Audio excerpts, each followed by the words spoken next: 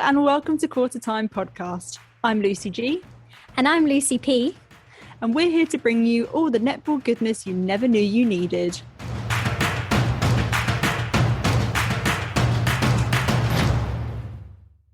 Hi everyone, and thanks for tuning in to episode 19. Can you believe it, Luce? 19. Amazing. How did that happen? Mental.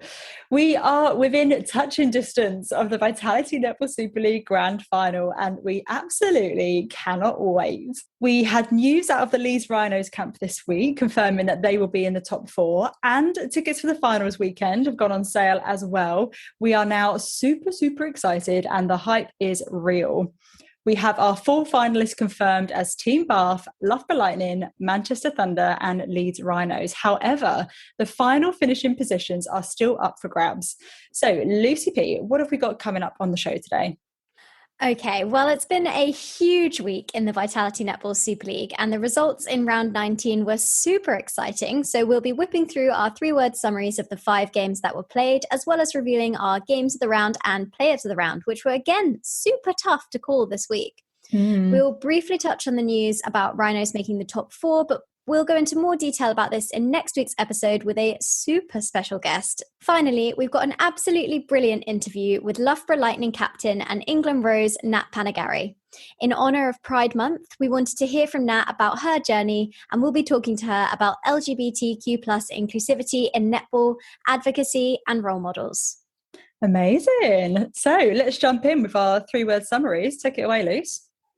So first up, we had Sirens versus Dragons. And for this one, I said nice and easy.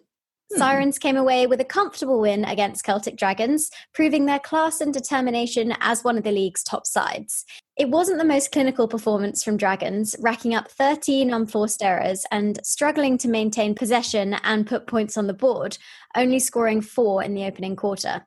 Bethan Goodwin came on at halftime for Sirens and tore up the goal circle, reminding everyone how much firepower the Scottish side have in their front line.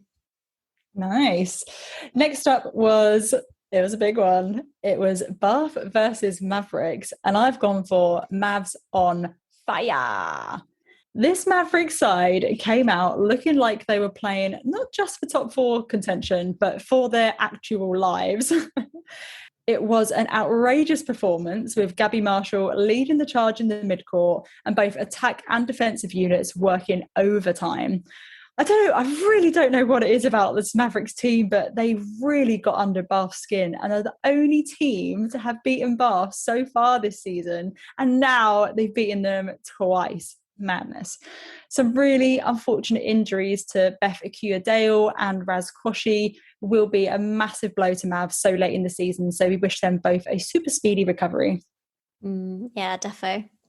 Next up, it was Pulse versus Stars, and for this one, I said Southerners, not softies. Nice. I loved this performance from Pulse. They have been known to crumble in some of those high-pressure moments previously in the season, but they really pulled it out the bag in this one, with Ellie Ratu taking the match-winning interception in the final minutes. Stars were without captain Liana Leota, but they still put out a very good performance, probably their best one of the season, I would say. Fumi Fadoju is just out of this world, picking up 10 deflections, an intercept and 5 turnovers, and even just moving back to goalkeeper after a warning was given to Lindsay Keeble. She's so versatile, it's amazing. Right. Stars did a lot of things right, with Georgia Rose shooting 33 from 34 at 97%, but sadly it wasn't to be. First up on Monday, again, it was an absolute corker, Pulse versus Mavericks. And I've gone for Mavs got schooled. I mean, yikes, this one will have seriously hurt Mavs. This was a bit of an echo with round 9 where Mavs beat Bath by 1 and then the next day went and lost to Thunder by 22 goals. Although the margin wasn't as high this time against Pulse, Mavericks just looked completely outclassed by a really strong and tenacious Pulse side who were obviously riding high off the back of their win against Stars. Mavs just looked really shaky and, this was a must-win game for them. I think Kat Ratnapala said that it summed up their season quite well, this performance. It just lacked consistency, not able to maintain the high standards that we've come to expect from them. Yeah, not great. Last up, we had Lightning versus Thunder. And for this one, I've gone for the bragging rights. Another huge game in terms of the top four and potential semi-final preview if certain other results go their way. But this result means that Thunder have beaten Lightning twice this season, by 14 goals this time and by 9 goals all the way back in April. And Lightning have now lost 3 of their last 4 encounters with the Manchester side. In this game, Lightning were slow to start and just never really got going, whereas Thunder were ruthless, clinical, and at points during this game, unstoppable. Lightning face Bath next, which will be a must-win game if they want to head into the semis with their mojo back. Yeah, definitely. I mean, what a round, right? Great stuff. Moving on to our games of the round. So, Lucy G, which one have you gone for this week? Well, surprise, surprise, I've gone for Bath versus Mavs. I mean, this game was just insane. Like, can we just point out that the opening quarter was 12-5. 5 goals from Bath in the opening quarter, their lowest quarter score this season. And it just felt like they genuinely forgotten how to play netball. Is that what I mean? I don't know. But after that first quarter, it was much more even. Mavs won the second quarter by 3, the third one by 1, and then they drew the last quarter. But to be fair to Bath, they tried everything in their arsenal to pull themselves back. They put Sophie Drakeford-Lewis into wing attack. They put Kim Borger in goal attack, which I thought was all right for maybe 1 quarter. But unfortunately, I just don't think she's got the legs to do 3 quarters of a game at goal attack, especially after doing all season at goal shooter. I think it was just a bit much for her. Betsy Creek did pretty well, shot 19 from 22, so good percentages. But she often got caught not moving towards the ball. Her feet were a bit too planted, which allowed Mavericks to come round the side of her and just take so many balls and really cause them a lot of headaches. It was a much better performance from Mavs. They only had 4 unforced errors. Venter shot 31 of 36. Kadeen shot 15 of 15 at 100%. Amazing. And, down the other end, Quashie had 8 deflections and 4 turnovers. So, again, it's like we say with Mavs every time, they're consistently inconsistent. And this was a performance that we know they can put out. It's what we've expected them to put out all season. It's what they put out against Bath previously, but they just can't do it consistently. Yeah, as we saw in the next game, which is my game of the round, it was Pulse versus Mavs.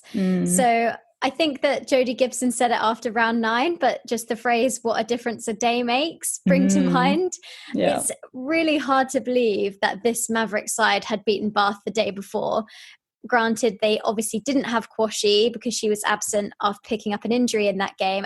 But she has been out a bit this season. So that Tripp-Gibson combo has actually had quite a bit of time together. It's not brand new, basically.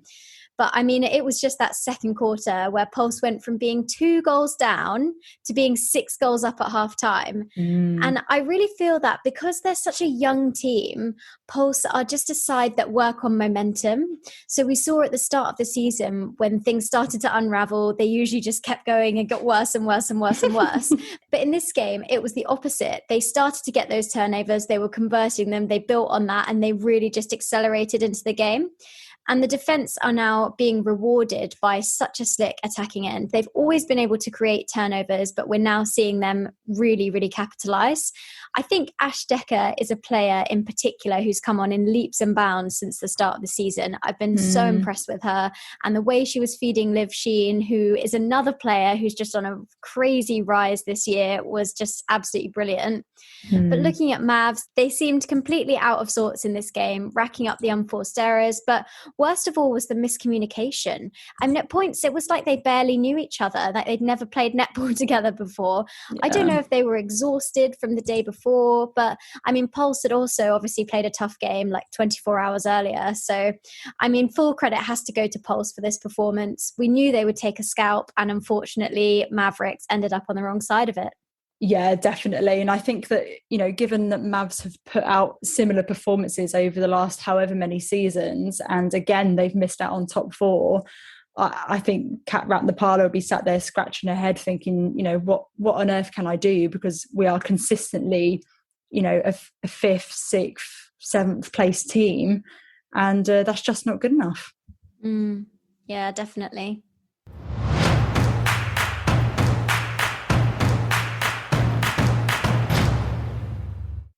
moving on to our players of the round, sticking with the Pulse theme, I have gone for Lefebvre Radaman. I thought she was just absolutely stellar in both games. She had a bit of a rocky start to the season, I think it's fair to say, and she definitely did not get as much court time as I think a lot of people were expecting.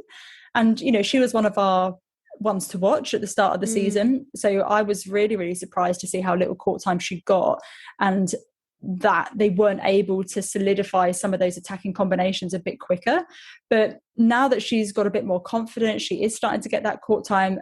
Boy, is it paying off. Like, she is absolutely killing it. Her cut and drive is insane. She owns the baseline. She's, you know, cheeky little pops here and there. She's incredible. And she shot 11 of 13 against Mavs, 13 of 14 against Stars. So she's accurate to boot. And I think my favourite combination actually is her with Liv Sheen. I think there is potential her with Siggy, but I think because Siggy's having a bit of a rough season as well, and Liv's having a really strong one, that for me, that combination is where Pulse should go, I think. But yeah, she gives so many options in attack, change of direction, dodge. She just got it all. She had a great weekend. Yeah, definitely. Oh, great choice, Luce. Who have you gone for? So I've gone for a shooter as well this week. Another goal attack. How funny. Yeah. And this time I've gone for Ellie Cardwell.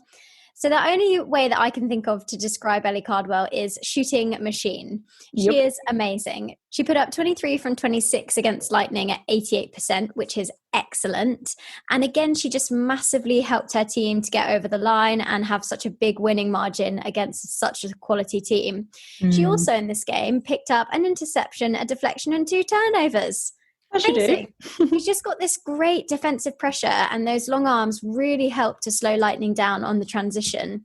She's also a great feeder, and sometimes this can be a sticking point for typical GSs playing out at GA. I think we saw that a little bit with Kim Borgia, that her ball delivery wasn't necessarily as good as when she's on the receiving end of it, if that makes sense. But Cardwell is so confident to put that ball into Mavula over the heads of basically anyone who's in their way. She is really a player who shoots from anywhere, which is just so dangerous. And I think that's one of the reasons that Thunder have been so dominant this season. You just have to pay her attention. You can't overlook her at all. And at the start of the season, I was sat there thinking, why are Thunder playing with 2 goal shooters? They need to invest in a GA prospect. But actually, Cardwell in GA is just lethal now. She's able to run the whole game. She can shoot from anywhere, distribute the ball. I mean, there really isn't anything that she can't do. After this performance, I can fully see Cardwell helping Thunder to win another title exactly like she did in 2019. She's also got this fierce attitude. I mean, you do not want to mess with her at all. And I really love that confidence that she brings to the whole Thunder team. So yeah, overall, big fan. Sign me up for the Cardwell fan club, if there's one going. Yeah, well, you're already... CEO or president of the Danelle Wallen fan club. So, you know, share them out, Lily, share them out. Sure. No, I 100% agree. And what I love about her, she makes it look so easy. Like, it just baffles me that just one hand, beautiful flick. It's this sort of same style as Amy Clinton. I just don't know how they do it. It's incredible. I think there's a little bit of work to be done in that goal attack position. I don't think she's quite owned it yet, but she's certainly well on her way, and yeah, she's an absolute asset to any team. Yeah, definitely. So just to quickly touch on our talking point for this week, obviously we had the news that Leeds Rhinos are going to be in the top 4 and they're unfortunately not able to play their final round fixtures, but they've been awarded those points. There's a really interesting piece on this by Tamsin, posted by Sky Sports earlier this week, and it's really, really interesting, goes into a lot of detail. And I think there was just a bit of confusion because people didn't know about where the rule was coming from. It sort of seemed like it had just happened, but obviously it had been agreed all at the start of the season. So what were your thoughts on this, Luce? I mean, for me, like, I know there was a lot of noise on Twitter and a lot of people kicked off about it. And of course, like, this is not the way that anyone wants the season to end or the finals to be decided. Rhinos probably more so than anyone. Like, they they would want to feel like they've earned their spot, and they have earned their spot. Obviously they performed well throughout the season, but they would have wanted to really dominate those last 2 games and have that momentum going into the final series. So I think, you know, some of the noise on Twitter I do think was a little bit unfair, and you have to bear in mind that all the teams agreed to this rule prior to the season starting, and that's the bottom line, really. That's the crux of it, is that this was agreed. So you know what, it's just bad luck that it happened. Exactly. It could have been any of the teams, or it could have been that they lost to Pulse all those weeks ago by 1 goal, and then everyone was saying, oh, it's so unfair, they would have beaten them now. You know, you can't possibly have known. And I mean, at least it's a way for us to get to a result at the end of the season. And I agree with you. I think Rhinos will be really disappointed because there's a sort of question mark over it. It's like not really 100%, yes, we did it, we got all the way. There is always those people who say, oh, but you know, they had it handed to them, and they haven't, because they're only in this position through their own hard work, bearing in mind all the adversity that they've faced this season. Yes, it is unfortunate for teams like Wasps, Mavs, Sirens, but there's games that those teams should have won, and if they had won them, they would have been in contention. So yeah, unfortunate, and I think a bit of an icky sort of feeling that just gives you this bit like, oh, it's not quite how we all envisioned it and not the way we wanted it to be. But obviously Rhinos completely deserve it, and can't wait to see them in the semi-finals, because I think they'll be awesome. Yeah, I think it's a massive shame actually that we couldn't rearrange the final series to be slightly later. Like, you know, there's probably a whole heap of scheduling reasons why that couldn't happen. But yeah, if only that bye weekend was the weekend before and not the weekend it was. Yeah, but definitely. Hey ho, what could have been? Never mind. But, you know, we'll still get a final out of it. We'll still get semi-finals, and that's all we can really ask for at this point. Unfortunately, netball isn't the sort of sport where we can turn around and say, no, we need the copper box on this weekend, everything else must fall to the wayside. You know, we're not able to do that. And so there's so many different things in place. And congratulations to anyone who managed to get tickets for the final. Super exciting. Can't wait for that. And yeah, hope to see some of you guys there. Coming up next, we chat to Loughborough Lightning captain and mid-court dynamo Nat Panagarry, all about LGBTQ plus inclusion in netball.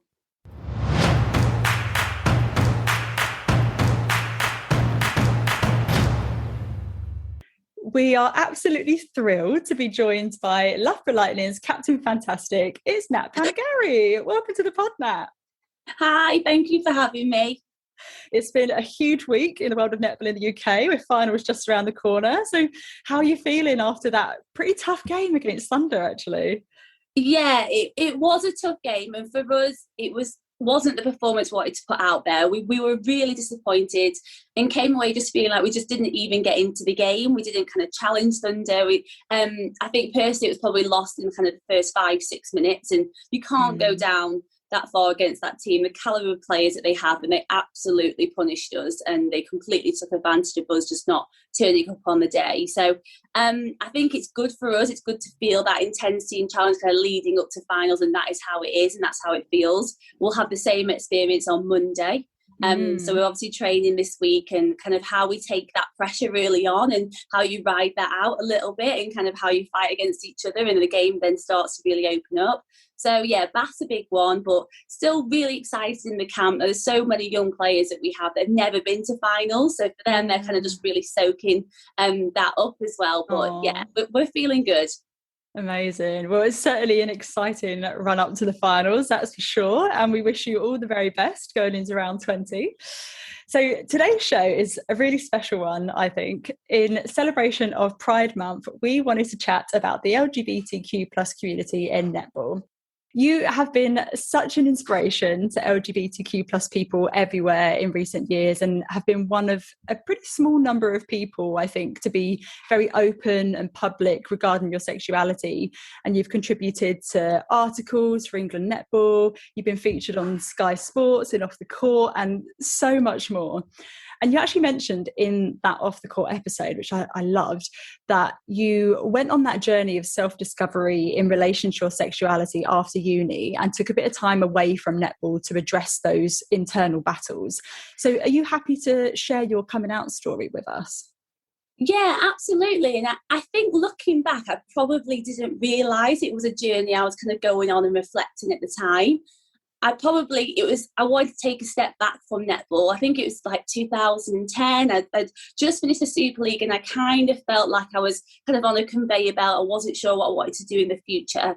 And I then met my partner at that time as I was just starting to kind of stop netball. So I met Katie then. So I was, definitely learning about this new journey and having inner battles 100%. I think my journey, possibly now when people look at it, see us all being very positive and I am very open, but I have been on a challenge and a journey to get to that point. And it wasn't in a sense of I felt like I needed to come out or I needed to do that with my family and friends. They never expected that from me.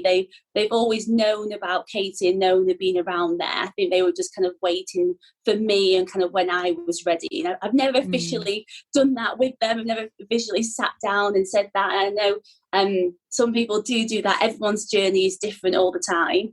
But it took me a few years, probably I would say up to 3 years. And she was absolutely phenomenal. She's just been incredible on my whole journey. And she's someone who is so open and so proud and loves celebrating the community. And it probably took me a few years to get to that position. But now something I love shouting about. I love being so open. I love showing people my relationship. And if it can have impact on one person, that to me is incredible and kind of blows my brain that I could possibly do that. But it took me a few years. I took a step away from netball. I went travelling, which is something I always wanted to do. So I had a little bit of time away from Katie. We met for a year and then all of a sudden I'm off to Australia and New Zealand and bye, I'm gone.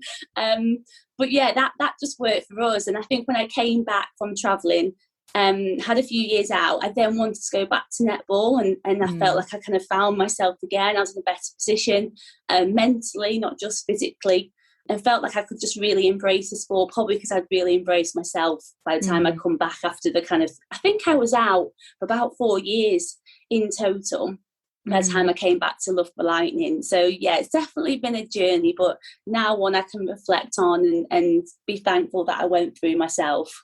Yeah, I think there's a lot of people potentially underestimate how when you've got the sort of battles going on internally and you're trying to figure out who you are as a person, actually how that can affect your performance as well. So having the self-awareness and the maturity to go, you know what, actually I just need a little bit of me time, learn who I am, and then to be able to come back to netball even bigger and better than ever is, I think, really incredible. Oh, yeah, thank you. I think my family and friends knew I was kind of going through it and were concerned about me taking a step back. So I think, obviously, in performance sport, you just don't know whether you can get back in selection-wise and things. And it was a massive risk for me to do, especially when I've been kind of building up my career at that point. But it just felt right. And I remember my mum and dad being a little bit hesitant, but were so supportive of me doing it. If they felt like that was the right thing for me, they would stand by it. So very thankful that when I came back, though, Karen Atkinson was there to kind of bring me back into the mould, and she was massive to support me kind of through that as well. But looking back, I think my 21-year-old self, very, very proud of where she's come now to be 30 over those years ago. Yeah, absolutely. I'm personally really quite interested in discovering whether the number of openly out LGBT athletes that we have in netball is reflective of that of the general population, and subsequently whether that could give us an indicator of whether there's more work to be done with regards to promoting inclusion more widely in our sport and whether there's work to do in that space. So the number of LGBTQ plus folk in the UK, I think, is pretty debatable. And the figures vary from like 2.7% all the way up to 13%. So literally no one seems to know. But I reckon that I could count on one hand probably the number of openly out LGBTQ plus athletes in the league, which would suggest that there are probably a number of athletes who are not out with their sexuality or gender identity. Sarah Frances Bayman actually said in that Off the Court episode that we referenced earlier that, and I quote, "We've got other people in our league who identify as LGBTQ+, and it's never not been normal, but I think it's always been quite private." So I wonder, do you think that seeing the sort of blatant and overt homophobia that's often present in other sporting codes stops netballers from publicly sharing their sexuality in fear of repercussions? I think it's a tough battle, isn't it? I think women's sport does lead the way 100%, probably between men's sport in being more inclusive, especially within the community. I think it's hard because it's a journey that people are on personally, and is it them not being scared of coming out or wanting to hide it, or is it something of where they just want to keep their private life private? And it would be that no matter whether they were a gay person or not. That is, I suppose, the constant battle that we're going with. But there is more players who are within the community, definitely within the Super League, but I think it's just a privacy and a personal issue. And I think for me, I probably realised a few years ago that I wanted to be more open. I wanted people to see my relationship, because I don't think I realised the impact it would have. I think you don't. I think you just think it's just your life and people won't be that interested and it won't have that effect. But I started to realise that a little bit later on. So I realised I probably needed to step up into that role and have more people visible within the netball community. Do I hope that more athletes will start to, I think, embrace it and just embrace all? I think netball is massive for that. We are such an inclusive sport. We embrace all, it's celebrated. I would love it, but at the same time, I do appreciate people's personal preference and personal journeys and, their own privacy at the same time you have to think about. Yeah, it's interesting you talked there about kind of being a role model, and we saw an interview with Sarah where she said that she'd noticed a difference in you post World Cup after seeing the reaction of fans and just the general mania that was surrounding the whole World Cup, and the impact and also the influence that you can have on those fans. And she said it's definitely triggered a change in her, and in terms of how she perceives herself. Instead of turn up, train and do your job, she's realized the wider implications of what she's able to impact. And we found this really fascinating, and we wondered, can you tell us a bit more about this and how the World Cup impacted you in terms of being an out LGBTQ plus athlete? Yeah, she's definitely right. I think it was my first major tournament. I kind of been selected for other the quad series and things like that, but my first major tournament and genuinely, it was like we were rock stars for 2 weeks. It blew my brain. It was so overwhelming. So it was like you just in a bubble of this like ecstasy of joy. It was phenomenal, and I think I'd had like messages on social media and Twitter and things like that, but my social media following did go up quite a bit just during 2 weeks, and I got more following of younger athletes and things like that following me. So I think I've started to receive more messages, and she's right. I think for me personally, I've always been one that wants my best foot forward. I want to train well for the team, but kind of have the right attitude when I'm there. And I think that was enough. I've kind of done my job, go home and be Nat, and that's all I need to do, and that's something separate. But I think as I've got older and realised with the World Cup that actually they can come together and I can have more effect in other avenues and other ways. And the World Cup did that. I still get messages now from lots of people just asking me about my journey and people that are struggling. And I think that's something that I find so hard and difficult, because I know I've been there when that's happening, when you feel that weight on your shoulders, you feel like you can't be yourself and you can't be truly authentic to who you want to be. Just because you don't know what other people's reactions may be, you're just scared of that maybe. So just to offer one person a little bit of advice and show that support and show I'm there, I realised that I needed to do. And like we said, I realised that we do need some of us to stand up and fight for that and fight for others within the netball community and be visible and be open. And I'm happy to do that. I'm happy to show that kind of I've met the person I want to be with forever, and that is Katie, and I'm happy and proud of that. And I will keep shouting that out on my social media and doing that for others to see. I think it's a really interesting balance between, like you say, those who know sort of from the off that they want to be more public and open about it, and then those who want to keep it private. I wonder, do you ever feel that because you're an LGBTQ plus athlete, that there's additional pressure to play this ambassadorial role and to like almost feel like you have no choice but to lead the charge for inclusion or better representation in sport? No, I don't, and I think I'm definitely an open person to doing it, and I am happy to do it. There isn't many people doing it within the community within netball at the moment, so I'm happy to take that role on. And I think Sarah Bayman and Stacey Francis are massive advocates and pioneers for it as well, and they lead the way. So I think to be surrounded by her within the club is something that actually looking at is quite amazing, to be together as coach and captain. But yeah, I'm happy to do it. I want to do it. I think as I'm getting older as well, hopefully these legs will keep going for a few more years to come, and hopefully a few, definitely more before the retirement phase comes in. But I realise there's more that I can do. I don't just want to be seen now just as a netballer. I want to be seen as someone who does pioneers and leads the way for LGBTQ plus community within netball. And I want to have that on me and have that on my shoulders more. I love that, and I just find the work that both you and, like you referenced, Stacey Francis Bayman and Sarah, Stacey with her Pride House ambassador for Birmingham 2022 Commonwealth Games, like it's just incredible. You're both taking those really active steps in that ambassadorial role to raise awareness and acceptance, as well as tackling discrimination. Like I think it's just incredible. So in terms of the people within the netball community, like you say, it generally has been relatively positive experiences, I think, and conversations that I've had with participants and members, etc. It is generally on the whole quite positive. But I think there's potentially work to be done in how we engage with the LGBTQ plus community who are not part of the netball family. And there was a study by the National LGBT Partnership in February 2016 that showed that 56% of LGBT women were not active enough to maintain good health, compared to 45% of women in the general population. So we know from that the LGBTQ plus community still face significant barriers to participation in sport.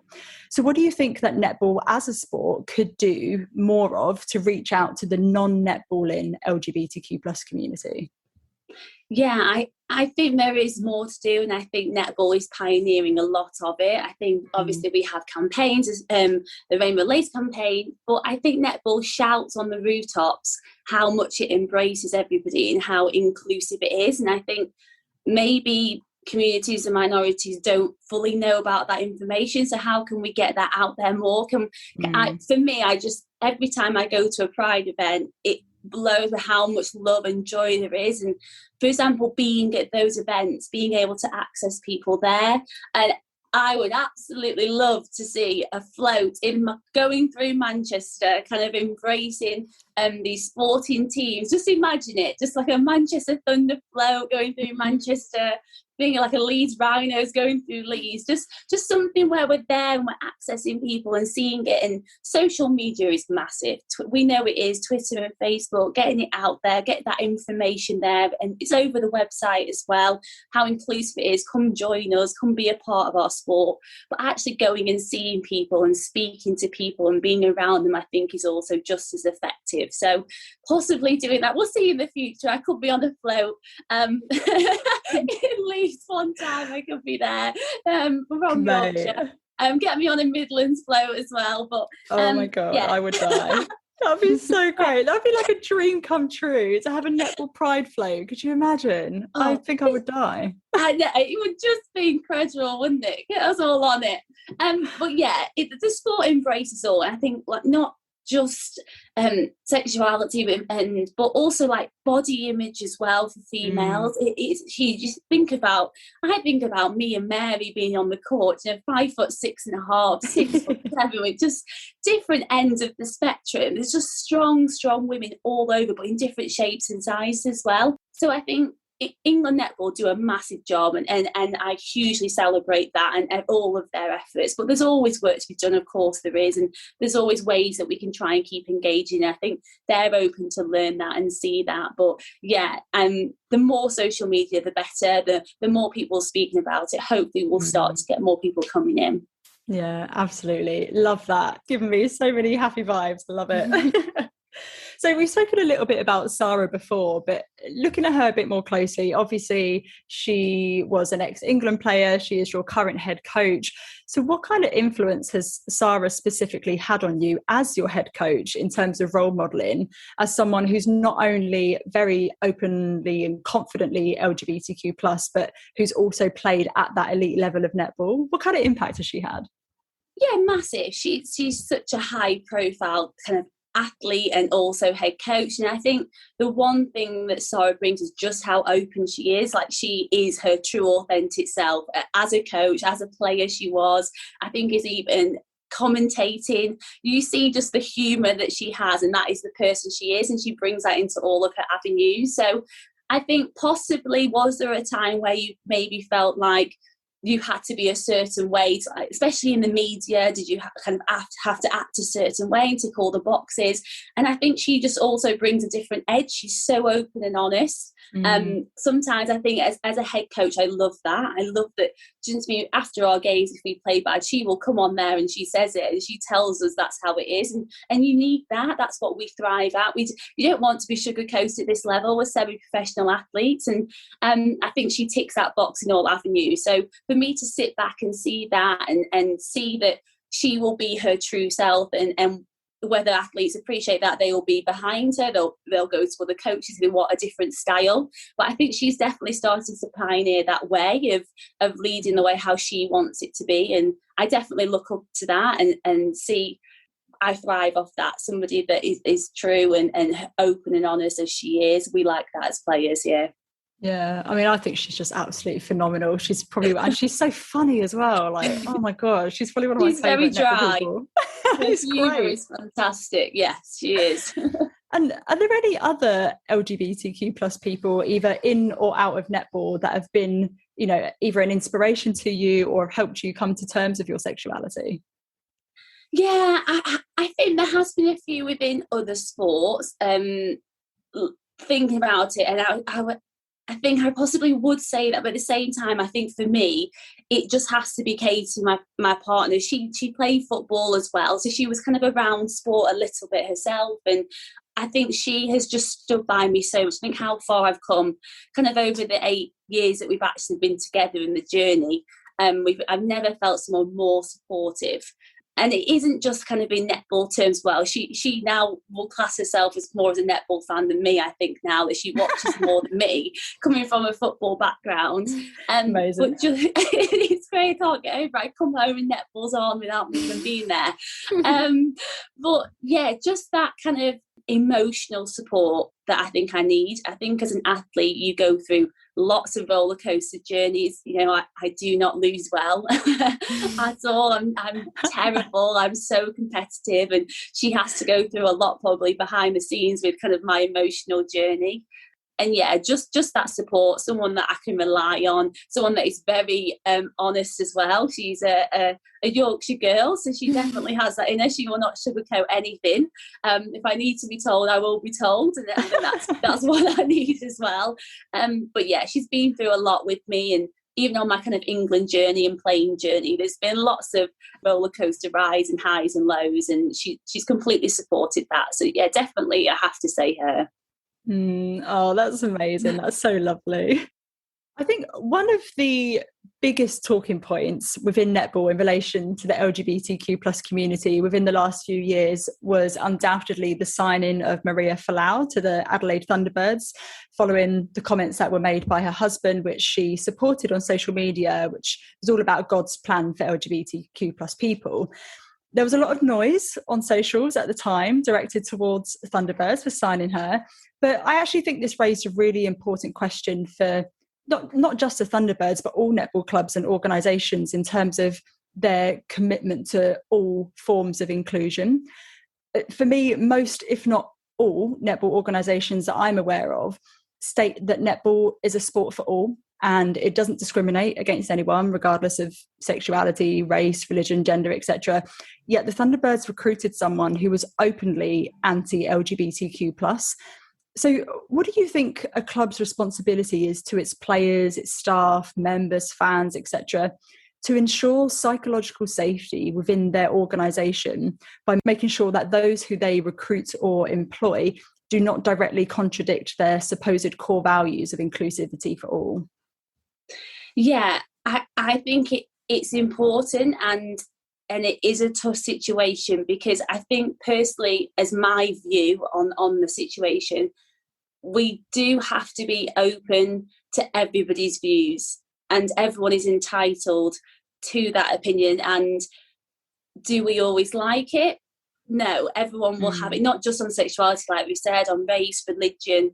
Everyone is entitled to have their personal opinion, and everything is not as black and white as it seems, even if we wanted it to be. Do I expect organisations to create a safe space? 100%. And I expect everyone to feel like they can have their opinion and be able to have their own voice. I wouldn't want to feel like one person is allowed to be celebrated, but one person has to be kind of oppressed and not have that. Do we want to learn and grow together and educate? 100%, I fight for that. But at the same time, if I was personally discriminated within that club, I would 100% expect there to be actions, procedures, safety in place if something happened and there was a situation that the club needed to take more control of. But at the same time, I want all people to be celebrated. So within the club and the player, if they were living up to the values and on court and off court at that time, it's a hard situation. It's hard, and it was hard for us all, I think, to sit back and witness that and see what was going to happen within that situation. But we can't oppress one and also celebrate one. But if there's situations of discrimination happening around that time as players, we have to be protected, and the clubs have to step up and take action. But we have to ensure that there's a space for learning, growing and developing for everybody as well within that. Yeah, this was such an interesting one for me, because it kind of felt to me that, you know, Netball South Australia, and the Thunderbirds sort of backed the decision and didn't really say that it was going against any guidelines or anything like that. But I personally kind of felt that they were sacrificing the moral element in order to bring on an absolutely cracking shooter. Like, there's no denying she's probably one of the best shooters in the world. So sort of sacrificing the morality for performance. And I found that really difficult as a fan to be able to watch that and go, I know that you are anti LGBTQ plus and everything that I stand for. Yeah, I still have to kind of watch you. And I don't know, I found it really tricky. And I think that the thing about opinions, you know, everyone has an opinion, but for me, it's the balance between what is an opinion, you know, I prefer coffee over tea, and what is actually infringing on someone's human rights, like LGBTQ plus people shouldn't be able to get married or are going to go to hell or whatever it is. That, for me, that's no longer just an opinion. And so I think that's why I personally really struggled with it. But it was certainly an interesting time. I think you're right, isn't it? And when it starts to become something that's public on social media and those views are echoed to the amount of followers that are out there, and that starts having impact on people seeing that, it was totally different to anything we've probably experienced so far. And I think it would have been interesting to have heard a little bit maybe from her teammates as well, that were maybe within the community, that there must have been athletes within Adelaide Thunderbirds at the time, there must have been athletes within New Zealand and that high performance sector. It would be interesting to have got their viewpoints of how their relationship was within their culture as a team, and whether that was her viewpoints that she's never actually expressed before to them, or it was hard. It was hard, and I agree, it was hard to sit back, and it was hard to see it echo to all of those people, and to think that young girls or young boys would have seen and read that and then it starts to trigger things, and we don't want that within our sport, of course we don't. But yeah, it would have been interesting to have heard more views, especially from her teammates, I think, within the community, of how they felt as well, and if they'd had any issues personally within their clubs or discrimination within their sectors. And Liz Ellis at the time was actually very vocal towards the Thunderbirds and Netball South Australia, saying, and I quote, "There's no room for homophobia in our game. Anyone who is seen to support or endorse homophobia is not welcome," which I, Queen Liz, like, preach. Yeah. How retweet. Yeah, hard retweet every time. So how important to you is active allyship towards the LGBTQ plus community, or any protected characteristic for that matter? Oh, it is huge, and possibly do people realise how important it is at the time? I don't know if maybe they do, but it is massive, and it's massive to all communities, like you said, not just the LGBTQ plus community. It is huge, and it's showing that people are growing and people are going to fight for it. People aren't going to step back and go, it's not my community, but I support it, but I'm not going to voice it. We need people to voice it. We need people to make stands, and that's how it grows. And it's exciting to see that people want to learn. People aren't always going to get things right all the time as well, and people are going to grow, but people want to celebrate people. And I think what excites me is this kind of younger generation as well coming through. And I think my little sisters are at school and they're kind of 12, 13 age, and that generation to me massively excites me. You just see how open they are and how open they've grown up so far. But yeah, it's huge, that support. The more support, the better. The more voices, the better. All wanting that same goal, everyone to be embraced for who they are. Yeah, I think for me, it's just like absolutely everything, because like you say, for any element of protected characteristics, whether it's, for Black people and ethnic minorities, it's one thing having Black people and ethnic minorities crusading for, better treatment and getting rid of racism, etc. But actually to have a white person stand alongside them, not behind them, but alongside them, and say, this is absolutely categorically what we should be fighting for, and everyone should be fighting for this. I think it just presents it in a different way and makes other white people, if we continue with this example, realise that, yeah, this should be my fight as well. This is not just a fight that I should leave to Black people and other ethnic minorities. Like, I need to take this on because it's the right thing to do. Yeah. And I don't think people realise that actually, when, let's say, if there's a homophobic comment or view or there's a wording, obviously I would want to stand up for that and correct that. But when that happens from somebody who isn't gay, that says that to another person that isn't gay, that is so powerful. I think it has more power. And I think people are starting to realise that instead, that it isn't just the community's fight. It is people that aren't within that community. Their voice can actually be that little bit stronger, I think, around each other. Yeah, and I actually think within netball as a whole, that it's sort of the same argument. I think we actually need to get more men on board to champion women's sport and netball as well, to help us to grow. But can you recall any specific moments where you've witnessed sort of active allyship in action, either towards yourself or someone else, and sort of what the impact of this was? Can you think of an example? It's a hard one, because I think I've been very lucky where I possibly haven't needed it, and I haven't actually within netball seen it, or at the minute I haven't, and being truthful to that, there's not one moment where I could recall and think of it. I think my teammates are obviously always supportive and never made any issue. My coaching staff, everyone, the fans, and at the minute, I've not had to have that moment or feel like somebody has had to be a bit of an ally and stand or fight for me. And I feel very lucky to have had that. And I think a lot of people won't have that same answer, that there've been many situations where they've needed people to fight for them and they possibly haven't as well, and how that affects them. Do I think that possibly when I come out of netball, could it be different? Could I probably have more situations happen?